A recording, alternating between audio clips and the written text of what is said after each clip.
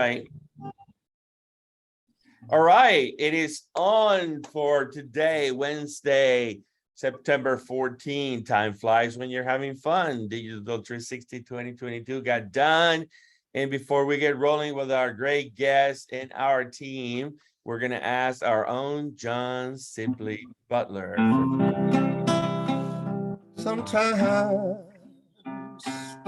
when the night calls it a day, and I wake up down in this missing you kind of way, I remember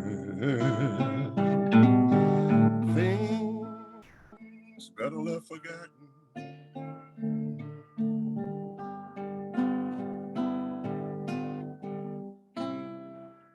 All right.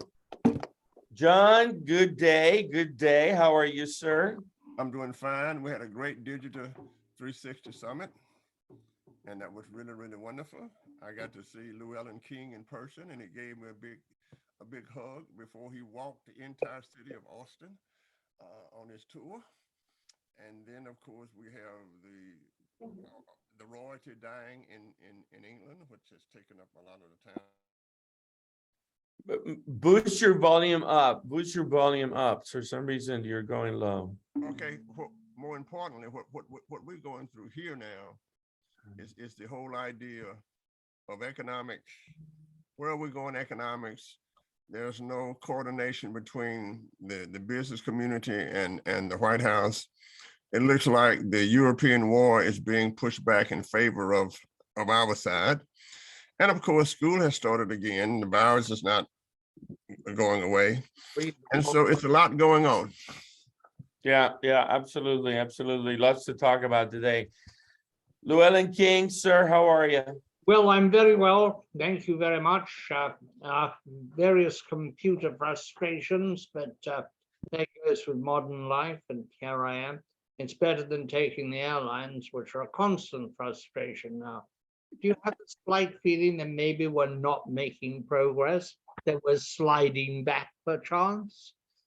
Yeah, maybe, you know, a lot of disruption, a lot of innovation usually creates headaches. So there's definitely a lot going on, and Digital 360 was a great example of that. Let me say hello to our wonderful guest and old friend, Giri. Sir, how are you? Good afternoon, Andreas. I'm doing great, thank you. Glad to be on. So tell us, where are you today in the world? I am in Atlanta, Georgia. I'm in my backyard, and there's a lemon tree behind me, as you can see. Beautiful, beautiful, beautiful. Well, today we're gonna talk sensors and energy and all kinds of cool things. You have an amazing background, and we can even interrogate you about about General Electric. So for those of you that don't know you, let me introduce you real quick. So Giri Iyer is the Global VP of Business Development at Sentient Energy, which happens to be a Koch company. He is going to be with us for an hour or so, and we're going to have a great time. Prior to Sentient Energy, Giri was the EVP and General Manager of Analytics at Optimal Strategies Group. He was also the managing partner of his own firm, Iyer Innovations, and he was a product line leader for Grid IQ Insight at General Electric. He was, prior to that, in another division, General Electric, was General Manager of Healthcare Strategic Development. He holds an MBA in Marketing and Finance from Thunderbird School of Global Management, and a BS in Electrical Engineering from the National Institute of Technology, Rourkela, if I say that correctly. Welcome, Giri, to the show. Thank you for having me. Absolutely. So Giri, you are traveling all over, probably mostly in the US. You have a perspective from working now in a very large startup within a multinational private company, and have worked for General Electric in the past and others. And we're always interested, first and foremost, to get folks' feedback on COVID, the impact of COVID as a as a deterrent or as an accelerator. We tend to think that it's more of an accelerator of digital innovation than anything else, despite of all the losses, human losses, which are terrible, including some people in my family. But think about that for a moment, and then the year is coming to an end. So what any thoughts on COVID? Anything you guys had to overcome because of COVID? And how does 2022 look for you guys? I think, Daniel, thank you for, reminding us that we're all humans at the end of it. I think COVID is not done yet with us. The flu season is just getting ready to break here. And I think we all have to be paying extra attention to hygiene and protection, particularly in large public gatherings, because the combination of the residual COVID and flu could be pretty potent. So please be safe and healthy wherever you are. As Sentient Energy, we exercised all the caution that was necessary. We had losses. We actually lost a beloved colleague to it. We've lost some family members, and we mourn and grieve for them and celebrate their memories. I think it's been a difficult year, but it's easier than 2021, which was rough for most of us. I think 2020 and 21 were the worst of COVID, but it's not over.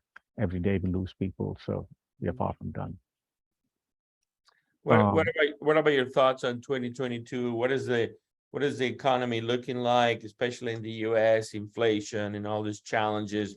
Is it a good time to be selling what you're selling? Is it a hard time? I don't speculate on market conditions. They are what they are. I characterize it as we have some strong tailwinds in the industry worldwide. Mm-hmm. The United States is no exception. To rebuild and redesign a 21st century grid is going to take a lot of expertise, time, and effort, and we have to also do it differently, given that it's going to be far more complex this time around than the first round. So I don't think we're short of opportunity, but to quote an old friend, he said, we are getting ready to get ready. So 2022 is a little bit of hurry up and wait for some folks. I think I would say we'll have always a chance to kind of remind people about things that Sentient Energy does. And my answer is always very simple, that there are a lot of projects you can do. What I constantly tell folks is, this is the fast time to value. Yeah. So this tell is the us, fast time to value. So tell us real quick, for those that don't know Sentient Energy, so that they're lucky today to find out about you. Tell us exactly what you guys do. What do you sell? How do you make energy a better thing? No, it's a great question, Andres. And I think Sentient Energy, for those who are not familiar with us, we are part of Koch Engineered Solutions. Last year, we acquired Varentech, the grid edge side. So we are the world's foremost distribution circuit monitoring and control solution, grid edge control solution. And what we offer is a integrated solution platform of overhead sensors, underlying sensors with world-class communications, integrated into a software and analytics platform that's delivered on-prem or SaaS. Increasingly, we see a lot of customers going SaaS, a hosted offering. And what do? We are in the business of providing improved grid reliability, right? In the last decade or so, since we've been around, we've been deployed at a lot of IOUs, and a growing number of public power customers are looking at us.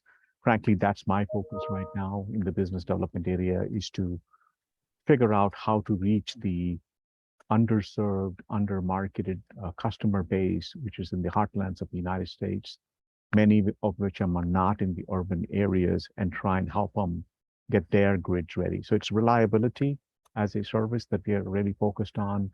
We also want to remember about all the weather conditions around us. In some areas it is flooding, in some areas it's wildfire and something else going on. So it's also about grid resiliency, and to make sure there is a bigger situational awareness about the network that we provide to them, integrated with their control platforms. And last but not the least, there's so much excitement about renewable energy. There's so much excitement about solar and wind and EVs and what is going to do with the creation of microgrids, etc.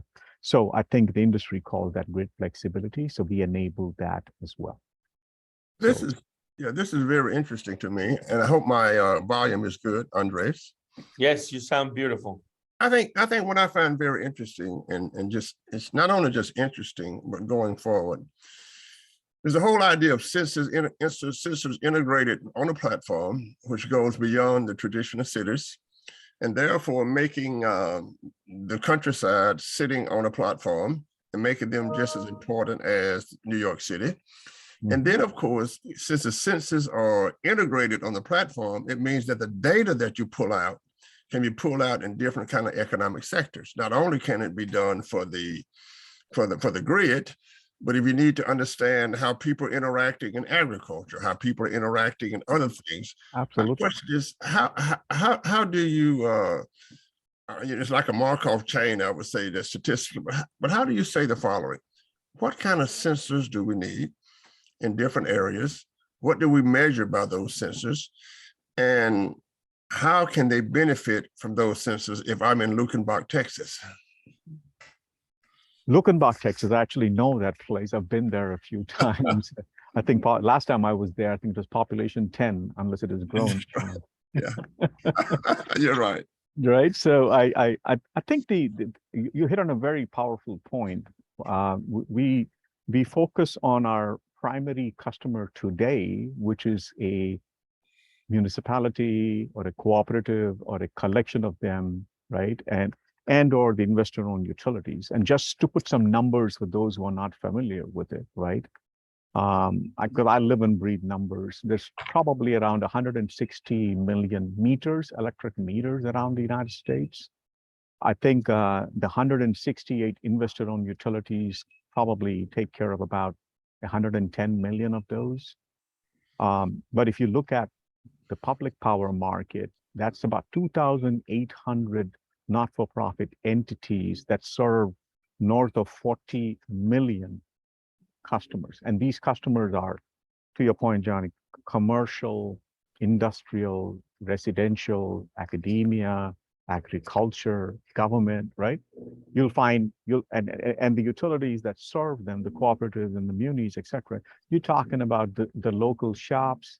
You're talking about hospitals, schools, universities, supply chain depots, and then agricultural lands, where our avocados come from, or where our strawberries come from, or what have you, right? So the value for them, I kind of joke around with some of my more esteemed protection and control colleagues, is that when we finally start getting to that, what is called in marketing terms, the bottom of the pyramid. I don't know if you're familiar with that piece of work that was done in the University of Michigan, John, about how do you cater to the bottom of the pyramid? Not since FDR. Yes, Rajiv, we got a Rajiv at Texas who does a lot of that too. Yeah. Exactly. So Right. I think that the 2,800 represents the rest of us, right? And for me, when I talk about fast time to value, how do you provide reliability, resiliency, and flexibility to Luckenbach? So if Luckenbach, for example, comes and says, we just want a microgrid for the 10 of us, right? And I'm just, I think they should be able to do that very, very quickly. And then, if there is a local utility, a cooperative that is helping them, they should be able to visualize their world. And Right. In other words, they create their own business models and you provide the data. We'll provide the data, and they can marry it with many other different kinds of data to kind of get to the economic growth of the region, because that's all it's all about, right? Electrification by itself is a fuel for economic growth and jobs, right? So there is so many economic activities that we know of today that we power. And then there are the new jobs, the new skill set that's going to come up, right? That we power. So for us, what I like to say is, the average 15,000 meter utility, and folks like Andres and you will correct me, I think they probably got 10, 15 feeders, overhead feeders. Most of the feeders will be overhead, likely not underground yet. We would be able to get them live on our platform in a matter of 3 days. And let me give you a business case that might be interesting as you put sensors, and I'm saying there are cameras too. Let's say that we have sensors for an area, and I have a boutique shop for women, Mhm. and then I can, if I wanted to, I can get the data, and I'm not interested in anybody's private data, but then I can look at the number of women who are in the area, the number of women. I might be able to predict their dress size. I might be able to predict the kind of makeup they would like. And from that data itself, it could really feed economic development. And then you go to other things like manufacturing. There's so much things that we need to know, right, that we can use from the data that will enhance manufacturing. Mhm. Another thing is we've got sensors everywhere, and we can almost sense when the roof of a house will go bad. We Mhm. can sense when the bathroom will go bad. And because right now, if the utilities are smart and they use your data, then they can have all kinds and sorts of new revenue streams to come to them based on your data. I think you hit on a key word there, right? Revenue streams. So John, maybe I'll take it one level deeper. I don't know that I know much about women's fashion, so I'll kind of stick to the grid automation side of things.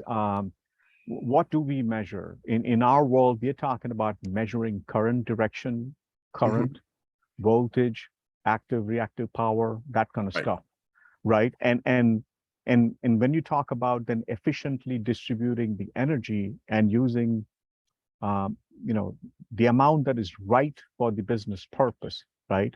And to the extent there folks are into other goals in terms of sustainable energy and all that, more power to them. That's what they need to do. They're going to be deploying a solar project or a solar with battery and kind of trying to, sell energy. That's also a welcome possibility. So in terms of new business models, this is where I think you really get my juices flowing, because I think utilities will then now start thinking about providing service level assurances to not just the large industrial folks, but to increasingly the folks who want to work from their residence or their commercial enterprise. Absolutely. Right. So I think a service level assurance saying we're going to be there for you when you need it is a completely secondary incremental revenue stream for them. So in some areas where you lose a primary revenue stream, you are able to think about multiple others, right? So which is why, say, if you say secondary power assurance, energy assurance, and then what do you do in peak demand times? What do you do in difficult weather times? Offering some kind of resiliency programs to make sure that when things go wrong, like the ice storm that happened last 2012, winter 2021 in Texas, what do you do then? So again, assurance program saying there is backup available for you. So I think have another question, but I have to yield to my distinguished colleague from the East who came to Texas to reinvigorate himself. Thought I left Texas invigorated. I thought it worked the other way around. I would like to ask you, and you're quite right in referring to how distinguished I am. Absolutely correct there. Giri, ignoring Dr. Butler and his business plans, it seems to me that on this program and elsewhere, we talk an enormous amount about improving the situation of the grid, giving it more depth, more flexibility, more resilience, etc. But not enough about the huge demands that are going to be made on electric production between now and 2050, when demand is going to double, while it's going to be harder to service because of weather conditions, which are deteriorating, and one assumes will continue to deteriorate, or a high standard of level of deterioration will continue. If we are going to back out, about 50% of our electricity is made with fossil fuels.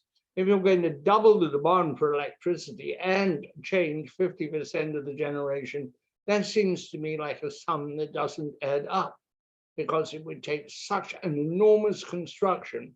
And we're not doing that. We're not building a lot of big new nuclear power plants. We're not even really building a lot of small ones. We're talking about building a lot of small ones. We're talking about a lot of things that might be done. But what we're doing We're talking about better transmission. We're talking about west to east pipe transmission. We're not building it. Seems to me the best we can do in transmission, given the political reality on the ground, which is multiple jurisdictions that don't want it in their backyard, is to buttress the grid, maybe use shorter transmission lines between vulnerable points, or trying to circumvent or bolster vulnerable points. But then we're going to have to tackle the subject of where is the juice going to come from. You can't do it all with sensors and datas. You've got to make some electricity if you want to double the amount that is going to be consumed. And we are going very fast to electrification of transportation on the surface, even in the air. We're now, one of the airlines just put in a big order for 4-passenger electric aircraft. This is obviously quite experimental, but it's coming. And the government and many others worldwide think that 2050 is some magic moment when electric production reaches net zero of carbon addition to the air. I don't see how all that works. You know the industry, what's going to happen? Are we going to get to a day where we say to the electric vehicles, you can't do it? We can't sell any more of those because there is no electricity for you? Or are we magically going to have a surge in new transmission, which will take care of everything? That was a brilliant analysis, Llewellyn. I think I'm going to break the question down into 2 or 3 parts, if that is okay with you.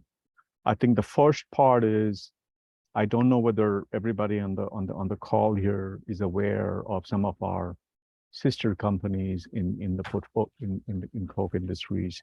We also have a fellow organization called DEPCOM in Scottsdale, Arizona. And their business is absolutely booming, deploying solar and battery projects.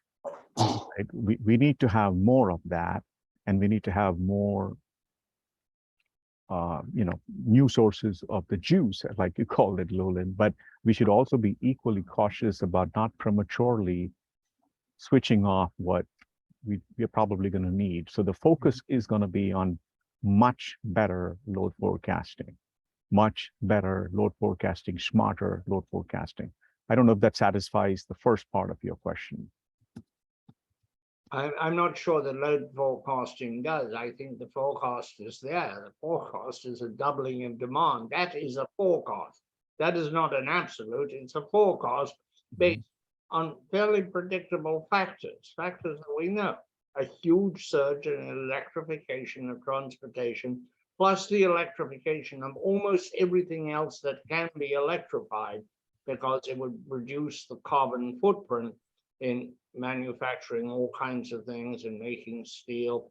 Maybe sometime we'll find a way of changing the cement equation. But we're off full speed ahead to electrification. School buses, transportation. We're going to deliver things with electric drones. And I just don't see a national cohesion about increasing generation. I see a sort of national cohesion about talking about the problem, and a sort of national move to fix little things. But to fix the big one, like now, does not seem to be really on the agenda, and I'm deeply curious about that. And it's going to be, a crunch time will come quite soon, when California, for example, in 2025 starts mandating electric cars only. Suddenly California will realize that 10 years out, there'll be an awful lot of electric cars, and there may not be enough generation in California, particularly with the restrictions they have on fossil, nuclear, etc. They have one remaining nuclear plant they're trying to keep open. Now, sometimes forward-looking gets quite wrong. Remember back in the energy crisis, when we had huge projections about the amount of power that we needed, what we didn't allow for was there would air conditioning had been deployed, and there was a new, very level playing field. Now we think it's going to go up quite dramatically. So but you're so close to the industry. I'm keen to know what conversations you have and hear about, and whether this keeps anybody awake at night, or, I mean, metaphorically, but nonetheless, you know the expression. Yeah, I think you nailed the problem statement really well, right? So I think I'm going to go back and talk about, one of my favorite graphs or charts that I have seen my friends at Gartner present, the hype cycle. If you've seen that, I know Andres, you've seen it. I can Yep. see it. I've seen you smile, right? So I think when a particular idea or a particular industry gets democratized and goes mainstream, it is only natural that the hype gets a little ahead of the reality, Nolan. And then, right, so I think there is a natural period of concern and preparation that starts happening in the background, and folks start realizing, we have to scramble in order to meet the projections and the goals that we have set each other. And that's when you start coming down, what Gartner calls the trough of disillusionment before you start mainstreaming. So that's point number one. I don't think this industry is immune to that hype cycle. Second, I do know that I only have my view of the world, and I guarantee you that folks on the phone listening to us and the three of you have more conversations than I do. But I think that some of the biggest customers of our utilities, particularly in the commercial and industrial side, are also putting together their own, if I may use the word cogeneration or, energy plans. If you look at the Googles and the Microsofts and the Amazons and Walmart, so many companies are putting together some very, very good plans. So at some point of time, as they start talking about fleet electrification for their electric vehicles, I think the bigger challenge is going to be one of, I need to charge them, and only after I charge them am I actually able to use it as a supply, on the supply side, as a battery. So I think that realization will come, and I think there is a fair amount of capital at their disposal that is needed to move the supply side of the equation, to your point. Yeah. Let me enhance this real quick for some of you that have heard me talk about it. But I think that the grid of the future is a two-way power flow grid, as I defined it in March 5th, 2004. And a lot of people are finally starting to work on it, even though the grid in Austin and a lot of the grid in Texas is that way now. But that grid will require more information, more sensors, more breakout points for reliability, resiliency, and so on. And the challenge is, Gary, that, and I hope that you guys can make the case to all utilities to sensorize 100% their grids with your technology, because if they don't, how are they going to be able to even forecast anything and predict anything or know what's going on as we go through this journey of decarbonization that will require the grid in Texas to go from 80 gigawatts to 2,200 gigawatts, or some number in between.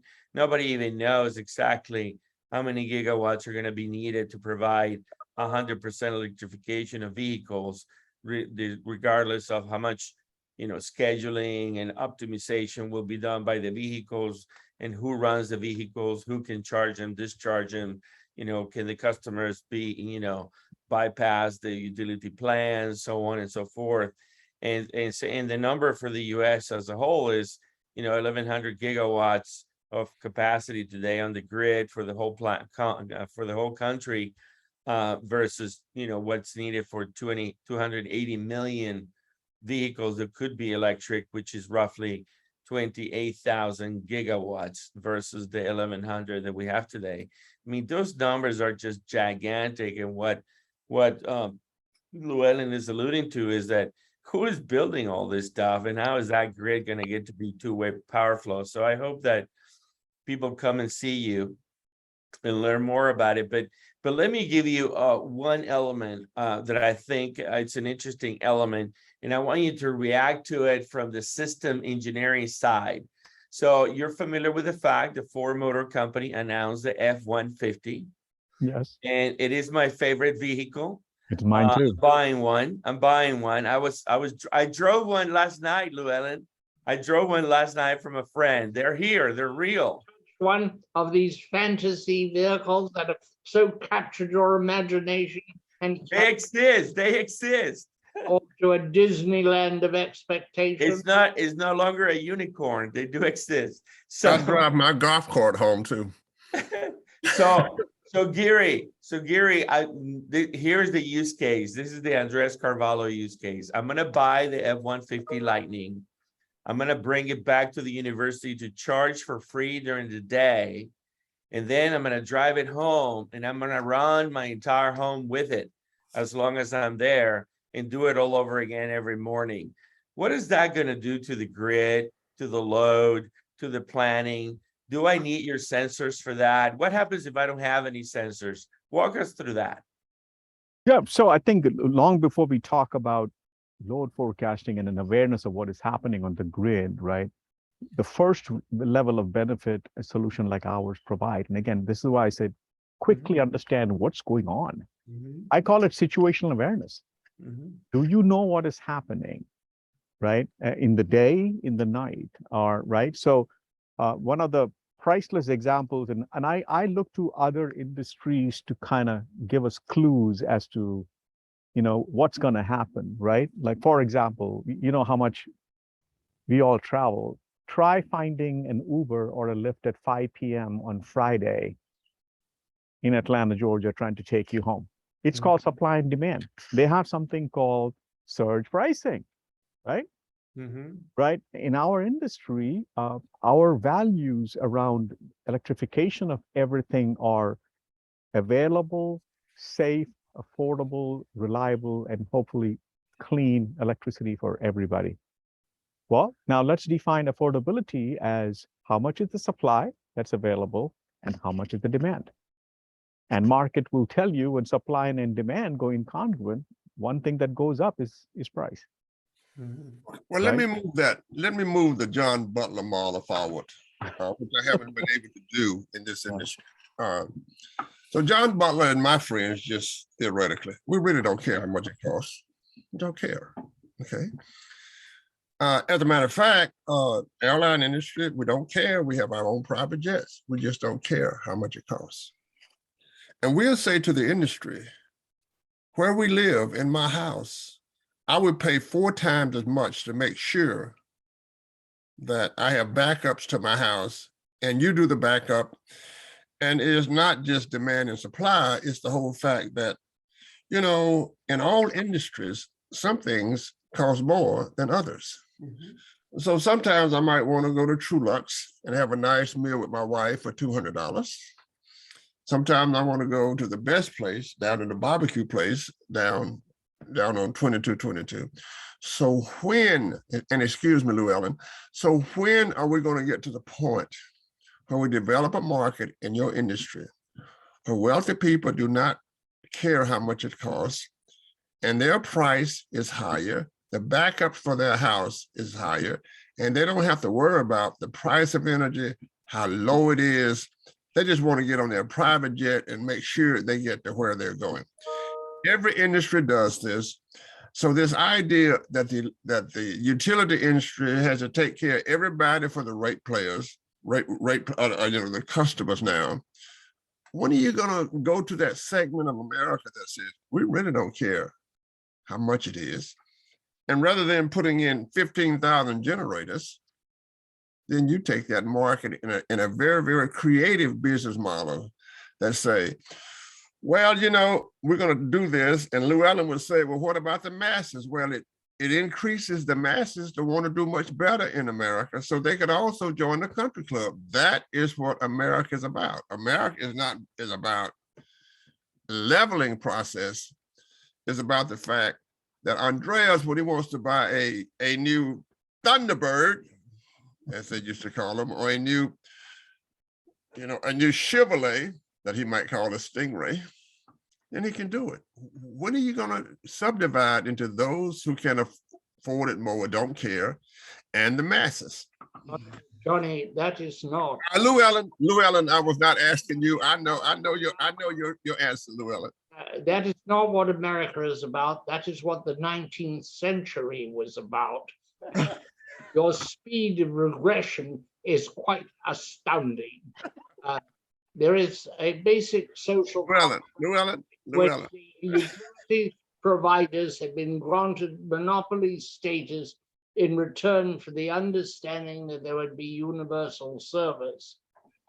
That may be challenged, but you cannot do this to a majority of the people.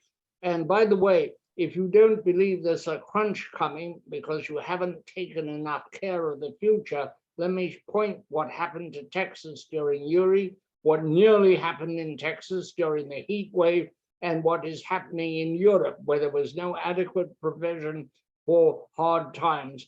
And by the way, in the United Kingdom, which I know a little bit about, being of the English persuasion originally, the United Kingdom, they diddled and daddled and talked and did studies and round tables, but they didn't build new generation. They relied too much on a dwindling resource in the North Sea, and they relied on the wind, which always blows, except when it doesn't. Well, Llewellyn, my distinguished. Last fall, the wind didn't blow, and as a result, they had to draw down their gas reserves before the Ukraine war started. If you don't build for the future, you know what's going to happen. But Llewellyn, my distinguished one missed my point. Everybody would have a Volkswagen, but I want to drive a Rolls Royce. The Volkswagens will always be there. Be clumsy. And I want to drive a Rolls Royce, and I'm willing to pay for that Rolls Royce. So what America is about is doing well, so you can avoid the airplanes and have your own private airplane. Doing well so you can have a house that's maybe in a gated community, doing well so that you can just send your kids to Harvard, Yale, and Princeton. So my idea is this: we're going to take care of the masses. But what about my poor, wealthy people who've got to suffer when they can pay? They will be very I would like for our guests to answer the very question. happy in Monaco. I would like for my guests to answer the question. You can live in the Cayman Islands. Andreas, he's out of control. He's out of control. I would like Llewellyn, let's hear from Giri. Giri, what are your thoughts? Yeah, look, I think our customers, the utilities, have finite resources, right? So I think there is going to be a need to have a lot more folks join our industry, because the job of building capacity and upgrading and building new capacity in generation, transmission, and distribution is not easy. I think that problem statement is well understood. I think there are market forces which will drive an ability for us to move faster in some places and slower in some places. In some other places, I think the needs of the customers will also dictate how fast it moves. All I can say is, I hope it's as equitable as it needs to be, but the best way I know that these things will move is if you need a hospital and you're going to be building a brand new hospital in a place where you really need a hospital, I hope as part of the hospital plan, the architect and the designers are thinking about a generation plan for that hospital to have the right amount of energy. Because it has gone from an afterthought to a mainstream need, which is fundamentally part of the architecture design. So talking about new business models, I think architectural firms will now have to start thinking about generation capacity and energy availability. That's the only way we can build new. Yeah, I like what John is saying because of the following. When we started, when I was at Austin Energy, I was lucky enough to be there in many ways at the right time for many reasons. We created a program called Green Choice, where we offer customers a fractional green production in West Texas of wind, so they could power the house with green electrons. And we came out with a program and sold those electrons on a fractional basis to residential, commercial, industrial customers. It was a total of 100 megawatts. It got sold out within 90 hours. It was done, and we sold it in 2003. It was being offered at a 40% premium over the regular cost of dirty power at the time, and it got sold out in 90 hours, right? So why wouldn't you try to convince the utilities to offer resiliency opt-in programs to install your sensors so that the country club members can actually say, you know, we want resiliency in our neighborhood. We don't want to be down ever. We would like all the sentient energy sensors in our grid surrounding our neighborhood, all the way to multiple substations. And we're fine paying the fee on that as an add-on, as an opt-in. What do you think of that?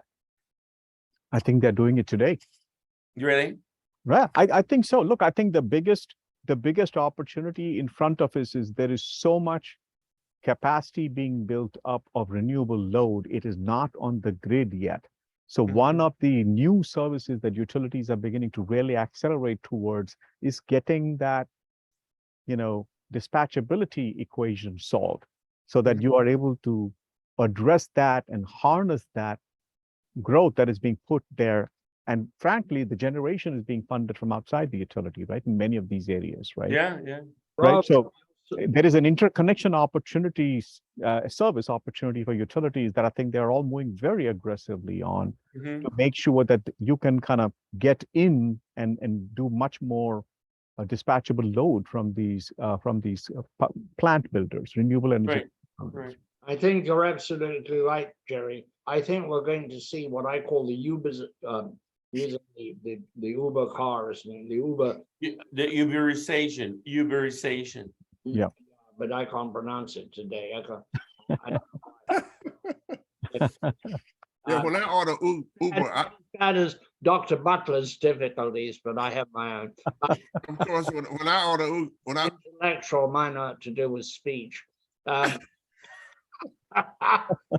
course, when I order Uber, I order the top limo. If you get millions of roofs with power walls, so they're batteries, and therefore you have a system where the utility can draw on you at given times, given amount. There's a pilot program in Connecticut, which is very interesting, that I think is worth looking at. Whether this will get us over the hump of both getting rid of pollution and extraordinarily doubling the supply, that seems to be too much to ask. My impression is we have to look for some kind of technological breakthrough that we haven't envisioned, which will enable us to continue, what we can envision, but which we haven't got, which can be enable us to continue to burn, particularly natural gas, for the foreseeable future, because it's reliable. And as the generators, the combined cycle generator, gets more and more efficient, it's up to about 64%, that also reduces pollution. Efficiency in the generator is that you don't necessarily want to throw everything out. Right. Okay. So, yeah, Gary, tell us real quick, where do I find your sensors? If I walk across America, which utilities have your sensors today? You know, I would like to shine the spotlight on a beautiful little utility in Texas, since I know you are Texas-based, New Braunfels. Good. New Braunfels. We are very, very proud and honored to call them one of our most innovative and fast-moving customers. Right? They are I think 45,000 meter utility. They have been using us on their overhead circuits for a while. They just started working with us on the underground side, and you know, we can talk about loads and distribution transformers. They're already beginning to see, oh wow, I did not know even before Andres, your Ford 150 Lightning comes in, that a 25 kVA transformer is running at the load it is, right? Yeah. So they are already, you know, we are very proud of who they are. We are blessed to be working with many large investor-owned utilities like FPL, Pacific Core, Exelon, EP. I don't want to be name dropping here. We are proud. We want you to name drop. We want you to name drop. Okay. So in the public power space, we have Jacksonville Electric, we have LADWP. There's a growing list of those. We actually even saw the Caribbean islands beginning to think about using our sensors for grid resiliency and reliability. Sure. They have a lot of vegetation issues, and our solution is also able to be very fine-grained in what we are able to observe, which are not sustained falls or momentaries. So we are now able to find some very interesting ability to say that looks like a vegetation contact. Jerry, Right. question. Yes, sir. Do you have any data on how your system performs? Does it increase resiliency 5%, 45%, 100%? I am glad you asked that question. So I'll give you a couple of data points, right? So first is a shout out to our friends in Alabama Power. I think I mentioned that last week as well, right? They deployed us on, I think, about 1,800 feeders, and a number maybe slightly higher than that. And they just did a basic deployment of our sensors, and they were able to, in a matter of 3 years, working collaboratively with the GE DMS distribution management system, they were able to reduce 42 million CMI, customer minutes interrupted. And this is their number, not ours. They estimated the value of the project at $1.07 per minute. So this was a $40 million benefit for the ratepayers, taxpayers, the reduction of CMI. Very interesting. Right. At Florida Power and Light, which is a very large installation for us, they reduced their SAIDI from 124 to well below 50. Right, well below 50. And then you can have discussions about what that means, and that's the reliability metric there for you. But from a resiliency perspective, I think one of the metrics they shared with us was absolutely stunning. Now, we are part of the solution deck that they have, right? There are other things that they deployed. They deployed reclosers and they deployed smart meters, but they deployed a lot of our solution on 3,300 feeders.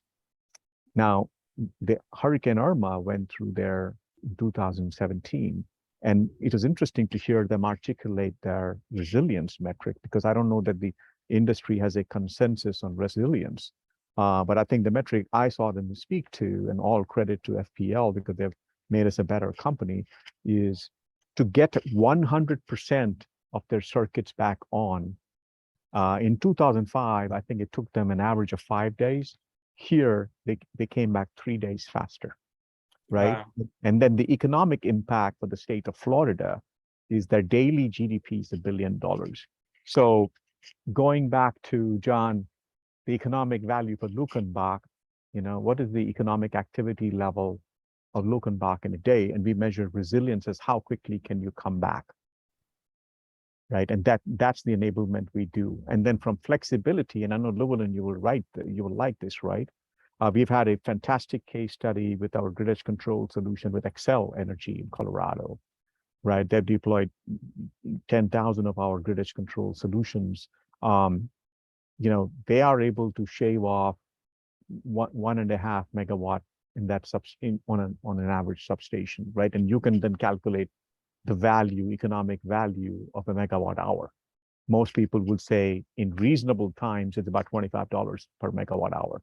Unless it's a bad time. And when it's a bad time because of, supply and demand imbalance, and you're talking about numbers, I know in Texas last year, it was higher than $8,000 per megawatt hour, right? Mm-hmm. So these are some of the economic metrics we talk about, but the speed of our deployment, you can deploy 4 measurement points on a 15-kilometer or 25-kilometer triplet in a matter of 1 hour, which is why I keep harping the point of there's no need to worry so much, because you can literally send a crew and put sensors to visualize 10 feeders in a matter of 2 days. Mm-hmm. So what you have to do is then compare the economic benefit of, I can see everything. Now I still have other things I've planned to do on the grid, but I would argue from a time to value perspective, we are one of the most attractive solutions they should take a strong look at. Yeah. If you Giri, to enhance that, if you see the opportunity, or what are you doing about the opportunity of electric vehicles, they need to be sub-meter, that those circuits perhaps need to be optimized. $7.5 billion, 500,000 EV charging stations across the US. Is that an opportunity for you guys? I'm so glad you asked that question, Andreas, because a lot of the utilities are looking at us explicitly for that kind of work. We submitted a report. I'm part of Gridwise Alliance to Gridwise Alliance, a simulation study on what it's going to take and at what point of time will the average feeder really start feeling the pain, right? From a voltage improvement perspective with our grid edge control solutions, you're talking about, 2 to 4% improvement at the grid edge voltage. Right. Level, right? And so these kind of things matter. Power quality matters at the grid edge, right? So, and why do I bring up voltage measurement and power quality? Because those are the dynamics that comes when Andreas starts driving his Ford 150 Lightning very fast and docking in at 7 o'clock in the evening and saying, "I want to charge my truck now." I hope that helps, Andreas. Yeah. Tell me real quick, how important is for this industry broadband, both wire, fiber, and wireless? It seems like a lot of the industry understands it, but a lot of the industry is not really embracing it, especially on the wireless side. Well, if not, why not? What are your thoughts on broadband everywhere for your sensors? Are they required? Michael Shear has the same question in the chat, right, in the Q&A session. And Michael, thank you for that question, right? So I think with the economic tailwinds behind us, I would say we absolutely have to go to broadband everywhere. I think there is a good debate and discussion that needs to happen for a dedicated network just for distribution automation. I think a few years ago, there was a thought that we could reuse what was largely a billing communication infrastructure for DA. But I think given the complexity that we're all talking about, the dynamics of the grid with the customer becoming a supplier and current going bi-directional, we really need to have broadband everywhere. Mm-hmm. Mm-hmm. And Have Go you ahead. any rate design that would allow for the use of the 150 or other opportunistic charging? I think it goes back to preparedness, right? Just as I said, you're building a hospital, you need to have an energy plan. I think I will quote what I saw from FPL, and I know there are other utilities that are beginning to think about it. I believe FPL has already announced you don't even have to buy a charger. Andreas just agreed to charge between 7 p.m. and 7 a.m. and it's about 35 or 40 bucks a month. You don't even have to buy the charger. So they are putting it as part of their rate design and offering it as an attraction program to their community to attract more businesses to the region. And that's what it's all about, right? I think all of us are to attract more people to come to the region and then support those small, medium, and large businesses and customers where they live. I think more and more of that will be seen. What is somewhat different here is that each state may end up with a different rate design. Whereas in a gasoline-powered car, you can get into it on the Florida Keys and drive it to the North Slope and not inquire about the local regime at all. You just pump. It's going to be much more complicated if there are different tariff rates and if the utility, if somebody wants to sell some surplus electricity out of state, they'll have to learn a whole new discipline. It's just interesting. We don't know yet. Yeah, and I would look to the airline industry and the hospitality industry for their loyalty points as utilities start sharing rates with each other, maybe roaming rates and some rev share. I think just thinking aloud, right? The answer doesn't always have to come from our industry. There are other industries that have kind of solved it. I don't know that I've had to jump off a plane just because it was a different carrier, right? They got us from point A to point B when we were trying to go, even if the local airline did not provide services there. If you had a private plane, you wouldn't have that problem. I would be happy with the bicycle. Excuse me, Llewellyn. Just bought an airplane, Johnny. Are you trying to indicate your huge wealth and superiority? I want to tell you about the point you raised, or Johnny, actually, Andres raised, about the experience of pricing and premiums in electricity with green power.